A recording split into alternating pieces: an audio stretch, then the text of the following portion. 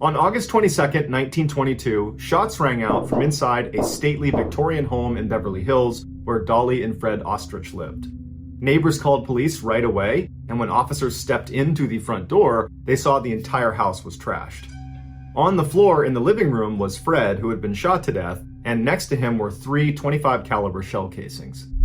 With weapons drawn, the police cleared the entire first floor. There was no one down there. They heard screaming coming from upstairs, and so they run up the stairs, and they get up there, and no one's upstairs. And then they heard the screaming again, and they realized it was coming from inside of a closet in the master bedroom.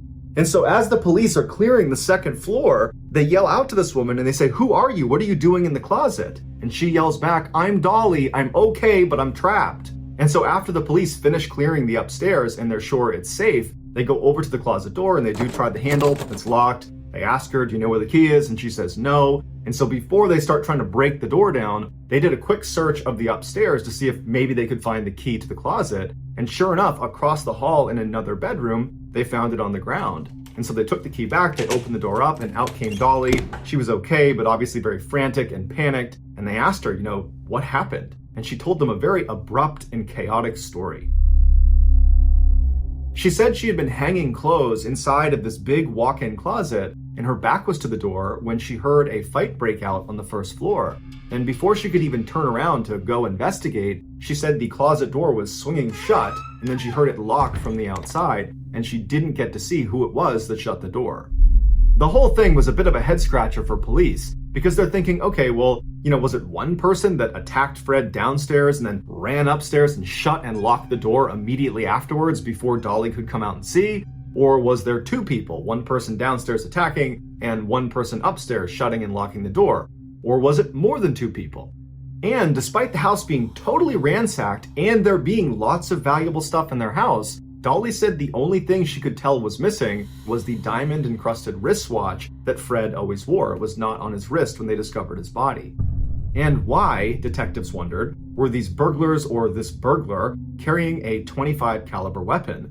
Something that small was more likely to be found in a woman's purse than in a home invasion. When police spoke to neighbors, they were quick to say Fred and Dolly fought all the time, and earlier that night they had gotten into a really bad one. But as much as police wanted to point the finger at Dolly, it was just impossible for her to have committed this crime. Because how could she have murdered Fred and then ran upstairs and locked herself in the closet from the outside and then also somehow deposited that key across the hall in another room? It just didn't make any sense. But since the police had little else to go on, they dug into the new widow's past.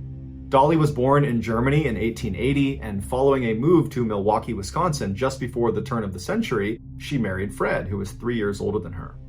Fred was driven and successful, but he was also a raging alcoholic and prone to violence. And so as Fred built up his textile empire, opening up factory after factory all across the Midwest, their marriage grew strained. He was mean, and she was lonely. When they moved from Milwaukee to Southern California in 1918, their new neighbors immediately were aware of the fact that Dolly and Fred fought loudly and often, and they frequently bickered in public. Police looked high and low to see if Dolly had maybe taken a lover, but no one had ever seen her with anyone but Fred. And so while they might be miserable, they seemed to be faithful. And so try as they might, the police could find no clues that suggested anything darker or more dangerous than a petty and meaningless marriage. The case hung open, and suspicion continued to trail Dolly, even though it was physically impossible for her to have committed the crime. Now free from her unhappy marriage, Dolly moved into a new home in Los Angeles, and she took up with her estate lawyer, Herman Shapiro, who was handling her husband's $1 million estate. But just like her late husband, her new boyfriend, Shapiro, worked long hours, and he was not around much, so she was lonely all over again. So she went out and got another boyfriend, a guy by the name of Roy Klum, and she began seeing the men at the same time. A year after Fred's death, Captain Herman Klein of the Beverly Hills Police Department dropped by Dolly's estate lawyer/boyfriend's office. Detectives were still suspicious of Dolly, even though the case still made no sense. And so Captain Klein goes into Shapiro's office, and wouldn't you know it, sitting on the desk is this beautiful diamond-encrusted wristwatch that looks an awful lot like the watch Dolly claimed was the one thing stolen from her house on the night of her husband's murder. When the captain asked Shapiro how he got this watch, Shapiro told him that Dolly had given it to him as a gift But I know where you're going with this because I thought the same thing too. I know about the missing diamond watch on the night of the murder. I asked Dolly about it when she gave it to me, and she told me that that was actually a mistake. The watch was never missing, and she later on found it tucked underneath a sofa cushion in the living room. The captain was not buying this, and so as soon as he left Shapiro's office, he immediately confronted Dolly about the watch, and Dolly said, you know what, that's right, I did find the watch, but I didn't think it was that important, so I didn't tell you guys. The captain couldn't believe what he was hearing, and shortly after, the newspapers found out about this new twist in this totally bizarre case, and they went wild with it, putting all the heat back on Dolly. Spooked by the headlines, Dolly's second boyfriend, Roy Klum, came forward to the police and said, I have a confession to make. Dolly made me hide one of her .25 caliber pistols, and I threw it in the La Brea tar pits. And then before police could even go get that gun, one of Dolly's neighbors came forward and said, yeah, I got a confession to make. Dolly asked me to get rid of a .25 caliber pistol, and I buried it in my backyard. So police went out and recovered both weapons, but they were so badly rusted, they couldn't confirm if they were in fact the murder weapons. And Dolly had an excuse. When the police confronted her with these guns, she said, oh yeah, those old things, I've had those in the house for years, but given the circumstances of my husband's death, just felt a little awkward keeping them around the house, so I had some friends get rid of them. The police were not buying this, and so in July of 1923, they arrested Dolly for killing Fred. But despite these new developments, the facts of the case had not changed. It was still physically impossible for Dolly to have committed this crime. She was locked in the closet from the outside. And so with Dolly in jail awaiting trial, investigators tirelessly hacked into her story to try to find holes in it, but they had no success. And so after every theory that might connect her to the crime was ultimately discarded, they had to drop the murder charges and Dolly was released. 7 years went by and the crime was largely forgotten about. And then in 1930, Dolly and her estate lawyer boyfriend Shapiro, they broke up. And Shapiro immediately called the police and said, you know what? I haven't been entirely truthful. I know a lot more about what happened to Fred than I've let on. And in fact, I have someone in the office with me right now that can tell you the whole story. Investigators flew to Shapiro's office, they go through the doors, and sitting inside is a man they never knew existed. His name was Otto Sandhuber. He was a quiet, small sewing machine repairman / aspiring dime store fiction writer. And the story he would tell them would be more bizarre and lurid than any investigator could have imagined. It began almost a decade before the murder. When Otto was a teenager, he had worked for Fred in one of his Milwaukee factories. One day in 1913, Dolly complained to Fred that her sewing machine was broken. And so Fred asked one of his employees, who he knew was a sewing machine repairman, the then 17-year-old Otto, if he would go over to his house and fix the sewing machine for his wife. Dolly knew her husband was going to send Otto specifically to their house, and she was very attracted to Otto. And so when Otto showed up, all she had on was a silk robe, stockings, and heavy perfume. Thus began Dolly and Otto's affair, which at first they conducted in a pretty typical way, meeting secretly in hotels, but when that became burdensome, they moved their relationship back into the ostrich home, with Otto needing to sneak in and out around Fred's schedule. But it wasn't long before nosy neighbors were asking Dolly, who's that strange man coming around your house all the time? And she would say, oh, that's my vagabond half-brother. But Dolly and Otto knew they couldn't continue in this way. But instead of breaking it off or returning to secret hotel liaisons, Dolly decided that Otto should take up residence in the ostrich home in a secret hideaway in the attic. That way no one would see him coming or going. Otto, who had no family to miss him, quit his job at the factory, moved into the secret room, and then never left. And pretty quickly, Otto and Dolly fell into a routine where when Fred would leave for work for the day, Otto would come downstairs, they'd spend time together, and then Otto would clean the house and then make bathtub gin. Before Fred came home, Otto would sneak back upstairs to write pulp stories about lust and adventure, and he would read newspapers and magazines by candlelight. Around this time, Fred started complaining to Dolly about strange noises in the house. He also started to notice they were running through food a lot faster than normal, and a couple times he thought he was short a cigar. But no matter how much Fred complained, Dolly was always able to convince him that everything he was hearing and seeing was in his head. And so over the next 5 years, they would live in 4 homes in Milwaukee, and always these strange sounds and oddities about the house would follow them, but Fred never investigated. In 1918, Fred told Dolly he wanted to move to Southern California. And so Dolly hunted down a house with an attic, a rarity in the area, and she sent Otto ahead. When Fred and Dolly arrived, Otto was already ensconced in the attic, and Fred moved in right beneath him. By the time Fred and Dolly got in their final argument on the night of August 22nd, 1922, Otto had been secretly living with them for almost a decade. On that deadly night, Otto was in his secret room listening to drunk Fred getting louder and angrier and clearly getting physical with Dolly, and so worried that he might kill his lover, Otto leapt out of the attic and ran downstairs carrying two .25 caliber pistols. He runs into the living room and he confronts Fred.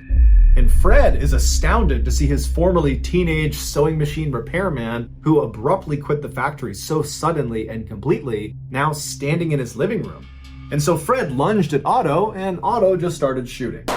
It was then that Dolly hatched the scheme that had almost let them get away with it. Knowing the police would be there any minute, Dolly staged the house to look like a robbery. She told Otto to lock her inside of the closet and then ordered him to go back up into the attic. And so when the police got there, Otto was crouched silently right above their heads.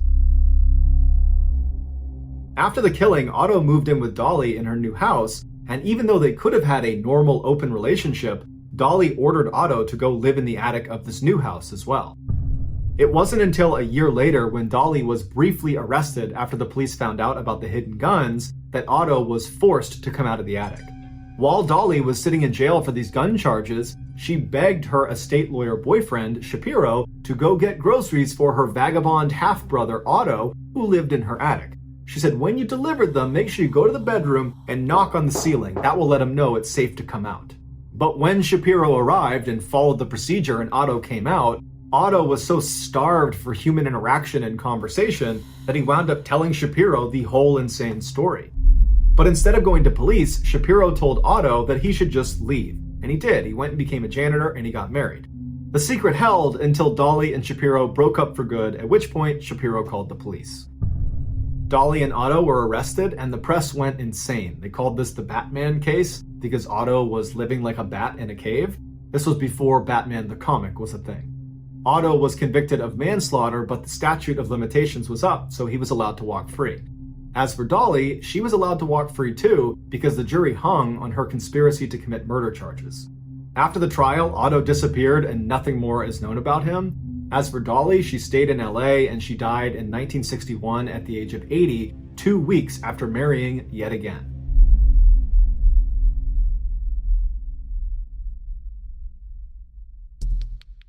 The next and final story of today's episode is called The Weirdest Murder Motive Ever.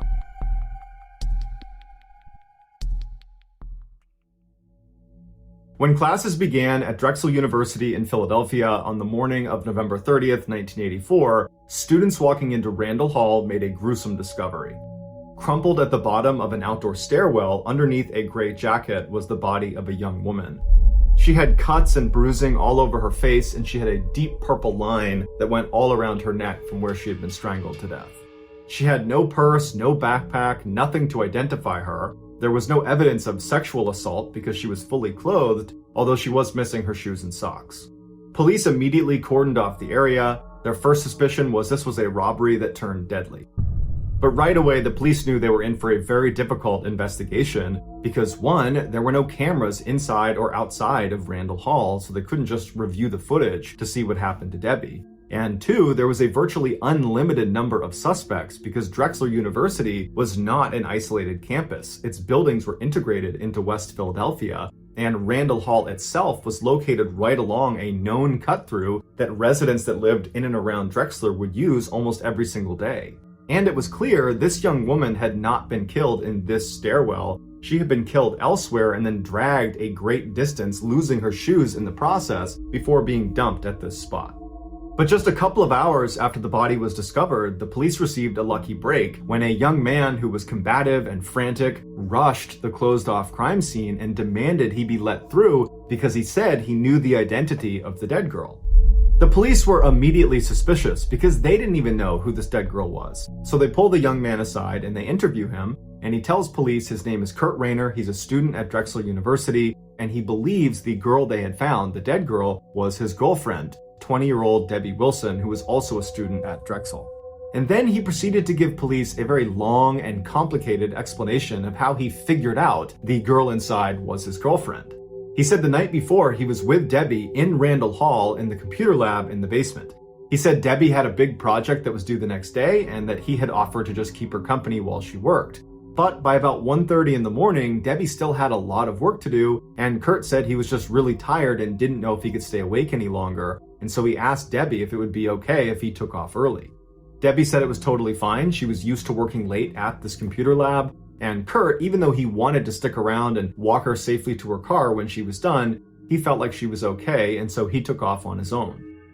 On his walk back to the dorm, Kurt said he passed by a campus security guard, and he actually asked him if he wouldn't mind checking on his girlfriend in the computer lab because she was all alone and it was late, and the security guard said, "No problem, I'll make sure she's okay." The next morning when Kurt woke up, he heard rumors from other students on campus about a woman's body being found just outside of Randall Hall and that apparently it looked like murder. Kurt said he didn't think much of it at first, but that day when he went into campus to meet up with Debbie, he saw her car still parked in the computer lab parking lot, looking like it had never left. And then when he got to the meeting site, Debbie never showed. And he said it was at that point that he realized the dead woman in Randall Hall must be Debbie. And he wasn't wrong, it was Debbie, but the police were not buying his story. He was the last person to see Debbie alive, and by his own admonition, he had heard that morning about a dead woman being found at Randall Hall, the very place he had left his girlfriend the night before all alone. But it took him hours to bring this up to anyone. The police also noticed he had bruises on his knuckles and a deep cut between his fingers. Suddenly, Kurt seemed like the killer, and this crime that initially looked like a robbery gone wrong now looked like something much more personal. Strangulation is intimate. The killer almost always is face to face with their victim, and it takes a lot of time and a lot of rage. And afterwards, the killer had covered Debbie's body with her jacket, an act that indicated remorse or even respect, and investigators know that generally when a woman is murdered, her romantic partner is the culprit. Instead of tipping off Kurt that they were looking at him as the primary suspect, they told him to go back to his dorm room and they would be in touch with him as the investigation developed. In the meantime, investigators turned their attention to the computer lab in Randall Hall, where Kurt said Debbie had been last. Debbie had logged into a computer at the front of the lab, but had not logged out. Her computer cursor was left blinking mid-sentence at 1:38 a.m., leading investigators to believe she was interrupted by her attacker inside of the lab. Investigators found 2 extension cords on the ground near this computer that matched the ligature marks on Debbie's neck. They also found a small spot of blood on the back of Debbie's chair that they sent off for testing. As police swept the computer lab, they began commenting on how neat everything looked, considering that there must have been some sort of death struggle that took place in there. And that's when they realized there had been a huge setback in this case. The janitor that morning had cleaned the computer lab and the hall right outside, likely destroying critical physical evidence. They interviewed the janitor, who had a rock-solid alibi and was incredibly remorseful at unintentionally destroying the crime scene. And so they asked the janitor, before you cleaned it up, was there anything strange about the computer lab or the hallway right outside of the computer lab? And the janitor said no, it was all normal, but she did say it looked like the tables and chairs had been moved around inside of the computer lab, but it didn't stand out to her because it always looked that way when she went in to clean it up. Because the police lacked physical evidence, they couldn't just go arrest Kurt, even though they wanted to. And so instead, they asked him if he'd be willing to come down to the station for a formal interview, and he said he would. During the interview, Kurt insisted he had nothing to do with Debbie's death. As for the bruises and cut on his hand, he said he had punched a wall after finding out what had happened to Debbie, and the cut in the middle of his fingers was from working on his car, but neither of those things could be proven. After this interview yielded no new results and they still had no evidence on Kurt, they told him he could go, and in the interim they began digging into his alibi. Kurt had previously told police that after leaving Debbie in the computer lab, on his walk back to his dorm, he had passed a security guard and asked that security guard to check on Debbie. And so the police were able to track down that security guard who confirmed Kurt's alibi. The security guard's name was Bryce Clapman, who was a longtime employee of Drexel University with a stellar work record and no criminal history. Clapman said he spoke with Kurt around 1:30 in the morning as Kurt was walking back towards the dorms. After speaking with Kurt, Clapman radioed Bronson Ziegler, who was one of the 2 security guards that were working in Randall Hall that night, and he told him that he or the other guy, David Dixon, would need to go down into the basement and check on this girl. Shortly after radioing Ziegler, Clapman would say he saw a person, presumably a student, come out of Randall Hall. He said he was just too far away and it was too dark that he couldn't make out any features, but he definitely saw someone walking around the premise around 1:30 in the morning. Clapman told police he never stepped foot inside of Randall Hall that night and that he was willing to take a lie detector test. Police ran the backgrounds of Bronson Ziegler and David Dixon. Dixon was a military veteran with a pristine record who was still in the Army Reserves. As for Ziegler, he had spent time in jail for burglary and had actually lied about it to get his job as a security guard. When police interviewed Ziegler, he was evasive and frustrated, and he said that he did receive the message from Clapman to go check on the girl, but he didn't feel like doing it himself, so he radioed Dixon and said he should go do it. Ziegler insisted he had done his rounds properly and he had never stepped foot inside of the computer lab. He told detectives they could check his security guard clock that he carried with him every time he did rounds, which was basically like a punch card where there was designated stations along his security rounds where he would punch this card that stamped a time that he had arrived at that station. And so over the course of the night, he would punch his card at each of these stations, and there was a record of what time he arrived and what time he left. And so when they checked this record, it showed that Ziegler had hit all the stations at the correct time. But that didn't mean he didn't kill her, because there was lots of time in between rounds that he could have attacked her. Towards the end of the interview, Ziegler accused detectives of messing with him, and then he sarcastically said he had killed Debbie, and then he refused to take a lie detector test. When the police interviewed Dixon, he said that Ziegler had never radioed him asking him to check on the girl in the computer lab. However, he did say he was aware of someone working late in the computer lab because around 2:15 in the morning he had walked past and the lights were on and he heard the sound of printers working inside. And so not wanting to disturb whoever was in there, he didn't even poke his head in. He just figured he would come back in a couple hours and make sure they were gone. And so over the next couple of hours, he chatted on the phone with his girlfriend, and then around 4 in the morning, he went back down to the computer lab and the lights were off and the door was locked. And so he figured whoever had been in there had finished up and left, and Ziegler had locked up after them. When asked why he or Ziegler had not discovered Debbie's body, he said their security rounds did not leave the building, and so that stairwell was considered outside of the building, and so they never would have seen her. At this point, Clapman and Dixon were ruled out as suspects, but Ziegler became a primary suspect. But just as with the boyfriend, Kurt Rayner, there was no physical evidence tying Ziegler to the crime, and so they couldn't arrest him. Investigators decided instead to try to track down that person Clapman had seen walking around Randall Hall around 1:30 in the morning after speaking with Kurt and after radioing Ziegler. It would turn out to be 28-year-old PhD student Ashlyn Berhard, who was known for keeping long hours and was also known for sneaking up behind the female secretaries that worked in his office and suddenly holding a pencil up to their neck and threatening to kill them. His office also happened to be directly above where Debbie's body was ultimately found inside of that stairwell. When interviewed by police, Ashlyn said he had been in Randall Hall the night Debbie had been killed, but didn't know Debbie, had no interaction with her, and didn't leave his office the whole night. He quickly agreed to take a lie detector test, but he failed it.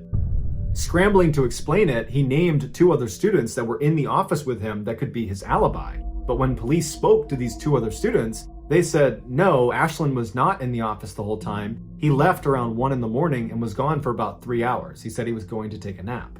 When the police approached Ashlyn with this information, he said, oh, you know what? I forgot to tell you about my nap. Yes, I left for a few hours. I stepped outside for a breath of fresh air, went back inside and slept in one of the study hall rooms. But besides that, I was inside of that building for a full 24 hours and I never saw Debbie. I had no interaction with her. It's just coincidence that my nap coincided with when she was killed.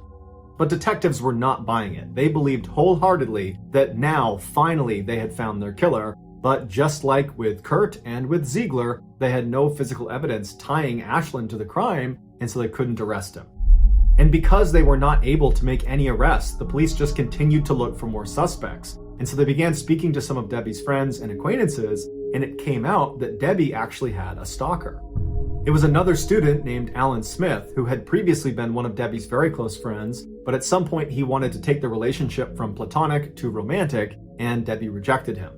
Alan apparently didn't take this very well and took to following Debbie around campus, trying to get her to stop and talk to him and try to reconcile their relationship, but Debbie every time would just say no, and Alan got increasingly more angry about it, and just the day before Debbie was killed, Their friends saw Debbie fighting with Allen in the middle of campus, where Allen had actually grabbed her shoulder and was shaking her and yelling at her. Police tracked down Allen, and he was cooperative and said he did not kill Debbie, but he didn't have an alibi. He just said he was alone in his apartment on the night that Debbie was killed.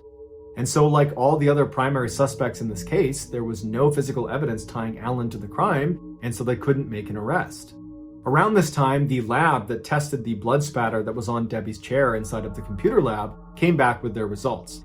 DNA profiling was not available back then, so all they could provide was blood type.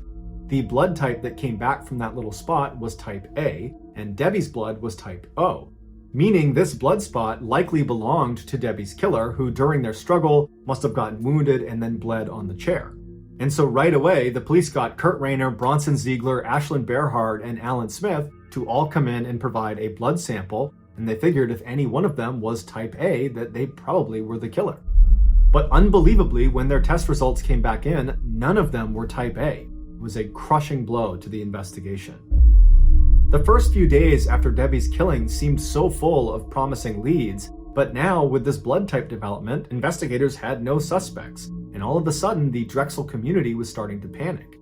Students were outraged at the light security and wondered why the security guards were not allowed to carry weapons. The administration put up a $10,000 reward for any information about who could have done this. And the president of the university told students to use the buddy system and never be alone on campus because he believed the killer was one of us.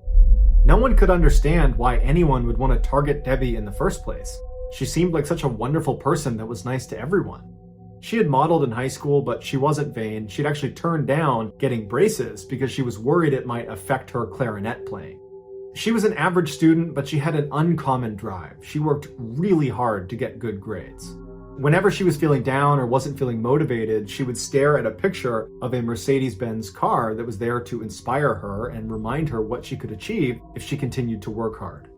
When she was killed, that picture of the Mercedes-Benz still hung above her desk. It was ultimately her work ethic that put her in danger because she was prepared to stay at that computer lab as long as it took to make sure her project was perfect. The few pieces of physical evidence the police had didn't fit together. The crime wasn't really a robbery. While she was missing her shoes and socks, her backpack had turned up at the campus lost and found about a week later, and no one knows how it got there or who put it there. Inside, it appeared all of her belongings were still there. Also, when she was discovered, she was still wearing her expensive watch.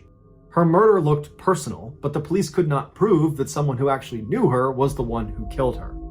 Police considered a few other suspects, but like all the others, there wasn't enough evidence to make any arrests, and so eventually Debbie's case went cold.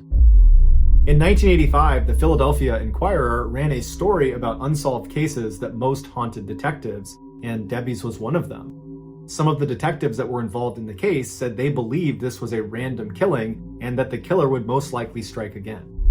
Debbie's case eventually disappeared from headlines, and it languished for 8 years. And then, in the spring of 1992, Debbie's murder was assigned to a cold case squad led by Detective Bob Snyder. And desperate to crack the case, Snyder threw a Hail Mary. He took the case to the VDOC Society, which is a private and highly selective club of geniuses from all walks of criminology. Homicide detectives, prosecutors, defense attorneys, FBI agents, forensic scientists, even an aeronautic physicist. They came from all over the world for these monthly closed-door sessions where they would talk about these unsolvable cases and try to solve them. So in one of their monthly closed-door sessions, Detective Snyder stood in front of the VDOC Society and laid out the details of Debbie Wilson's murder. Then he opened the floor to questions, and for hours the society got nowhere. Then Richard Walter, who was a founding member of the society, said that he had a theory. Walter was a famous criminal psychologist who had profiled some of the world's most infamous killers. Most of his work is actually still confidential. He believed the killer was a power-assertive, macho-type guy that liked being in control. Walter pointed to one clue that detectives and everyone seemed to have overlooked after all these years, and that was Debbie's missing shoes. He said the missing shoes were not random, they were the most important clue. The killer, Walter predicted, was a foot fetishist. Detective Snyder had nothing else to go on, and he was really intrigued by this idea, so he brought the information back to the cold case squad and they began re-interviewing everybody involved in the case. When they spoke with the manager of the computer lab at Randall Hall, he told them he was always bothered by one particular detail. The printers in the lab always turned off after 10 p.m., and so he was always confused how the security guard David Dixon could have heard the sound of printers inside the lab at 2:15 in the morning like he claimed. Detectives were shocked. Somehow no one had picked up on this discrepancy. They began looking more closely at David Dixon, who had been ruled out as a suspect and was viewed by and large as this pristine military veteran with no criminal history, and they dug all the way to the back of his military file where they discovered in 1979, the first year he was in the service, he had gotten in trouble for stealing another soldier's white Reebok sneakers, the exact type of shoe that Debbie was known to wear. Police began interviewing Dixon's former and current neighbors, and at least 4 women reported having a break-in when Dixon was living next to them, and the only thing missing was their white sneakers and dirty socks, although none of these women actually ever found out who was responsible. When they raided Dixon's apartment, they found in one of his closets 20 sets of used women's white shoes that were all wrapped in plastic like they were trophies. They also found 77 homemade videos, presumably shot by Dixon, that are just filming the feet of women walking around in white shoes. Dixon's alibi on the night that Debbie was killed was that most of the time he was on the phone with his girlfriend. His girlfriend had become his wife, and then she became his ex-wife. And so when detectives spoke to her, she told them that they had only spoke for a couple of minutes that night, not for a couple of hours. Police arrested Dixon in June of 1993, and he never admitted to anything, but as soon as he got into his cell, he started bragging to his cellmate about how he had killed Debbie because he wanted to have his way with her feet, and his cellmate immediately told on him. Dixon was ultimately found guilty of killing Debbie Wilson, and he was sentenced to life in prison. In Nigeria, motorcycle taxi drivers are called Okadas, and in Ibadan, which is one of Nigeria's biggest cities, home to 3.5 million people, there are a lot of Okadas. However, despite their massive numbers, these Ibadan Okadas are actually a fairly tight-knit community made up primarily of young men. And so, in early 2014, when 2 of these Okadas went missing, the community immediately found out about it and was really concerned. And when the police did not appear to be doing much to actually go out and find these 2 guys, the community of Okadas decided to launch a search of their own. Basically, as they went about their day, driving around the city, dropping fares off, all of these Okadas would be going down side streets and looking in back alleys and checking all over the city for their missing members. But despite their best efforts, they never could find them. Then, on March 22nd of that year, a 3rd Ibadan Okada vanished. He was a young man named Lanre Sidiku, and unlike the other 2 riders who went missing while they were at home, Lanre went missing while he was working. Lanre was part of a group of Okadas within the city who all kind of met up on the same city street, and that's where they stayed throughout the course of their day, trying to wave down fares as they came up. And so everyone in that meetup point all knew each other, and so they all knew Lanre. And on the day he went missing, they recalled seeing him driving away from this meetup point with 2 passengers on the back of his bike. Now, typically, the rides these Okadas would offer to their passengers were very short. They're only driving them just around the city. And so it was very quickly noticed that Lanre had left and after several hours had still not come back yet. When it was noticed by the other Okadas, they began talking about it and someone said, give him a call, make sure he's okay. And so they called his cell phone and Lanre did not pick up, which was highly unusual, not just for Lanre, but amongst the other Okadas. They always had their phones on because they're looking for new customers and customers could be calling them. And so their cell phone is a vital part of their work. And so his phone is off. They don't really know what to make of that. And then out of nowhere, Lanre actually calls this group of riders. However, he was calling them on his second cell phone. Lanre would keep a work phone and a personal phone. So he was calling them on his personal phone. And so when this other Okada answered the phone and heard Lanre's voice, he put the phone on speaker so the others who were concerned could hear what was going on. And what they heard was Lanre, totally hysterical, screaming into the phone that he needed help. He said that he and 8 other people he was with, who he didn't even know, had been kidnapped, and their kidnappers had brought them to this underground prison cell. They couldn't see anything, but they could hear people walking above them. Lanre also explained that when when they had been kidnapped, the captors had taken all of their belongings, but they hadn't recognized that Lanre had this secondary cell phone, which is why he was calling from it. And so in between Lanre's frantic descriptions of what was going on and what had happened to him, these Okadas that received this call, they can hear in the background these other 8 people that are with Lanre in this underground cell screaming out as loud as they can, probably to get the attention of someone, anyone who was above ground who might be able to come down and save them. And so these Okada riders who are getting this call from Lanre, they're horrified and they're trying to calm Lanre down so he can explain where he is so they can go find him. And finally, Lanre, he does compose himself and he gives them really specific directions to this footpath that led into the Soka forest where he said he had been taken. The Soka forest was a very dense stretch of wilderness right on the outskirts of Ibadan. Lanre would tell them that he had no idea where specifically in the Soka forest he was. However, he said, if you just keep walking on that path, eventually you'll hear us calling out from underground and you can come and save us. And so as the riders turned on their bikes and they got ready to head out and go rescue their friend, they told Lanre to stay on the line. Let us keep talking to you until we find you. But as they're telling him that, his phone abruptly cuts out. And then when they tried calling him back, his phone was off. About 40 Okadas from Lanre's meetup spot took off together and sped down city streets until they hit this major highway that would take them out of the city. And then once they were out of the city, they went down this other road that brought them right towards the Soka forest. And then as this road put them right up against the tree line on their left side of the Soka forest, they all began looking for the 2 burned out cars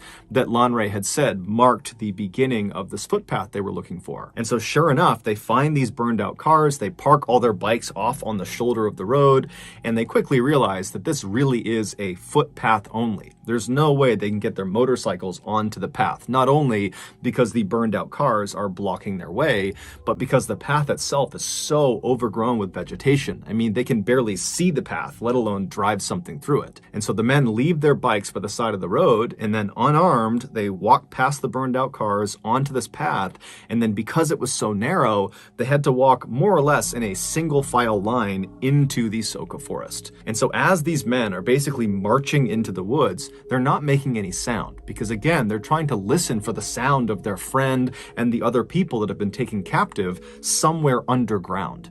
And so they're silently marching through this forest when all of a sudden the guy at the front of the line thinks he hears something way up ahead. And so he holds his hand up to stop the line and they all stop and they're trying to listen. And then all of a sudden, about 50 feet ahead of them through the trees, this man they didn't recognize suddenly jumped out from behind a tree. He yelled something at them and then he raised his gun and began firing in their direction. The 40 Okadas immediately turn around and just sprint back down the path, right back out to the road. They hop on their bikes and they peel back out towards the city. When they finally get back to the meetup spot they had all originated from, they realize they can't just leave Lanre and the other people he was with out to dry. They have to go back and rescue them. They considered calling the police, but given the lackluster response to the other 2 missing Okadas, they realized they probably would have a higher chance of saving their friend and the others if they just went themselves. And so the 40 Okadas rounded up another 60 from other neighboring meetup spots, and this huge posse of over 100 men all hopped on their bikes and headed back towards that footpath that led into the forest. When they got there, they put their bikes on the side of the road, and this time, when they started walking down that path, they had guns, knives, bats, all sorts of weapons, and they were not trying to be quiet. They were actually yelling like these loud war cries to let the gunmen and any other gunmen in the woods know that there was a horde of angry people that were coming into the woods for a fight. And so as they're marching down this trail, kind of expecting to get shot at any point, it doesn't happen. Instead, after quite a while, they walk out of the thick forest into this huge opening. And right in the middle of this huge clearing is this fairly small river, but it's big enough that it would be very difficult to cross. However, they can see there's a bridge, this kind of crumbling old stone bridge that goes over this river. And then on the other side of the bridge, on the other side of the river, they can see there are 2 dilapidated buildings. The one that is closer to the bridge is this small black shack that has a window looking out towards them. And from their perspective, they're maybe 100 feet away from the shack. They can't tell if anybody's inside of this building. And then the other building was much bigger than the shack. It was this huge kind of broken down warehouse that had big, tall cement walls, and then all around it was this huge chain link fence with barbed wire wrapped around the tops. And so this huge posse of Okadas, they come storming out of the forest and they run over to that bridge, which is the one way across. And as they get on the bridge, they're kind of scanning the two buildings. They're not seeing anybody. And then one of the men, they look down underneath the bridge and they actually see Lanre's motorcycle. It's lying on the banks of this river, kind of tucked up underneath the bridge as if someone had stolen it. And so everyone already knows Lanre is somewhere over here. We're going to go find him. And so the men, they get over the bridge, they go to that first building, that black shack, and they open up the door. It's a plywood door and there's no one inside, but the shack is literally stuffed full of hundreds and hundreds of articles of clothing and shoes. And so after kind of looking this over and not really sure what to make of it, the posse moved on from the black shack and made their way up to the fence right in front of this huge warehouse. And when they reach the fence, they're kind of expecting to be met with some sort of resistance. I mean, the last time they were out here, they got shot at. And so they begin yelling into the warehouse for anyone in there to show yourselves, come out here. But it was silent. And so one of the Okadas that was part of the posse had brought along bolt cutters as a weapon to use as a club if he needed to. But as it happened, he began to use the bolt cutters for their actual purpose, and he bent down and actually cut a huge hole in this fence so they could go in and explore this warehouse. And so after a large percentage of this posse had gotten inside the fence line, they began walking around this huge warehouse to try to find an entrance inside. And so as they're walking, the windows that lead into this warehouse, they're too high up, so you can't actually see what's going on inside. It's silent. There's a pretty bad smell, but they don't really know what to make of this. They walk around the structure, and when they get to the very back, they find an entrance. All it is this big rusted piece of tin metal, like sheet metal, that's propped up against a gap in the walls of the warehouse. And so one of the Okadas grabs this piece of metal and he pushes it out of the way. And then as soon as he did that, a few other Okadas quickly stepped through the threshold into the warehouse, preparing themselves to have to fight potentially if there are gunmen or anybody else inside that might want to do them harm. But as soon as they see what is inside of this warehouse, they immediately lower their weapons and just stare in abject horror. According to the locals who lived actually in the forest relatively near where this warehouse was, they said there was actually another way to get to this particular area, to get to the warehouse. There was another path that was very rough, but it was big enough for one vehicle that came in from the other direction. Now, the locals said they didn't use this path at all. They didn't even know where it originated from. But they said for the last 10 years or more, they have seen one vehicle use this road all the time to get to the warehouse. And it was this black Jeep with black tinted out windows, and they said it would typically show up most nights of the week around 8 p.m. And they said it would just go down the road, it would make its way over to the warehouse area, and then around 9:30 p.m. they would hear or see the black Jeep leaving. Now, none of the locals knew who was driving this Jeep, although they knew it was a man. That was really all they knew. And they had no idea what this man did when he got over near the warehouse. However, for the last 10 years, every time this guy was over near the warehouse from 8 to 9:30 at night, they would typically hear screams coming from that part of the woods, coming from the warehouse. And when the locals brought their concerns to police, the police just kind of blew it off and didn't do anything about it and actually told the people, don't worry about it. And so over the years, the locals had kind of just accepted that this man in his black Jeep and the screams coming from this warehouse were just a part of life. And so no one even reported it anymore. Had the police followed up on the locals' concerns about this Jeep and the screams, they would have discovered that that warehouse was actually a storage facility for a very in-demand and very illegal product. And that man who drove that black Jeep, he would take this illegal product and he would bring it back with him in batches and he would sell it on the black market. When this posse of 100+ Okadas pulled that metal door aside and they stepped into the warehouse, they were not met with any resistance. Anyone that had been there, any other gunmen or guards or anything like that, they had fled when they heard the sound of this massive posse whooping and yelling on their way in. And so as these Okadas are standing inside of the structure surveying what's in front of them, the first thing they noticed is right in the middle of the structure on the ground is this cement slab. It's about 4 feet by 4 feet, and one corner of this slab was elevated slightly by some rocks that had been placed under it, kind of propping it up, pitching it on an angle. And then just off of the side of the lowest point of the slab was this wooden bowl that had dark stains inside of it that was positioned in such a way that if you put water on the slab, the water would drain off of that corner directly into this bowl. Basically, it was there to catch any runoff from whatever was happening on this slab. Around this cement slab, all over the dirt floor, were bones, some with meat on them. And then beyond the bones and beyond the slab, all around the perimeter of the inside of this building were extremely malnourished, catatonic people chained up to the walls. These people were the highly in-demand, highly illegal product. More specifically, their body parts were the product. In Nigeria, a stunning number of people believe that certain magic potions and charms will grant you wealth and success, and in some cases, infinite life. But the catch is, the herbalists who will perform the magical rituals and give these potions and charms to people that pay for them, they often require human body parts for them to work. And so human body part factories, like this warehouse in Soka Forest, were established in order to meet the high demand of people that needed these parts. And so the way it's believed it worked at the Soka Forest warehouse was the man in the black Jeep. He would get orders from people that wanted specific body parts for their magical potions and charms and whatever else they needed, and he would make a list of those parts, and then at 8 p.m. he would show up at the warehouse and he would communicate with the people that worked at that warehouse, and they would determine out of all the captives they had who had the parts they needed. And then after figuring out which captives were going to be used that night, they would go into the main section of the warehouse, and one by one they would unchain these people, they would drag them to the center of the room, and in full view of all the other captives, they would put them on the slab, known as the slaughtering slab, and they would hack off the required body parts, and would bag them up, put them in coolers, and then the man with the black Jeep, he would take those parts and he would leave, and then the person who's just been butchered, if they were still alive and might have a chance of surviving, they'd just be brought back to the wall and chained up again.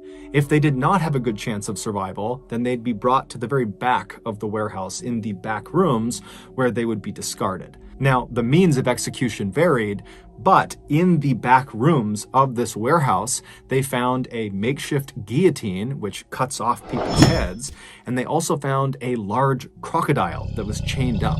And so it's likely that those were at least two of the methods used to discard of the people they could no longer harvest organs from. After the Okadas kind of broke out of their initial shock of what they were seeing inside of this warehouse, they went around and began freeing people that were still chained up to the walls.